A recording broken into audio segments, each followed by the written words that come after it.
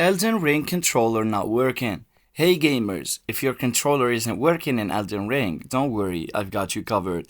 Let's walk through some quick fixes to get you back in the game. First, make sure your controller is properly connected to your PC or console. If you're using a wired controller, try a different USB port or cable. For wireless controllers, ensure they are fully charged and paired correctly. If you're playing on PC through Steam, the next step is to disable Steam Input, open Steam, then go to your library. Right-click on Elden Ring, select Properties, and then, under the Controller tab, set the override for Elden Ring to disable Steam Input.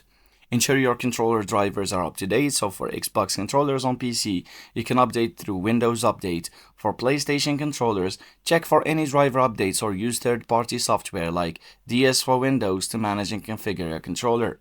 In Elden Ring, check the in-game controller settings to ensure your controller is recognized. If not, go back to Steam, enter Big Picture mode, and configure your controller under Controller Settings.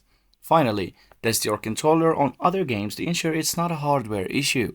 If it works elsewhere, the problem is likely with Elden Ring or its settings, so you may want to verify the game files through Steam. And that should fix your controller issues in Elden Ring.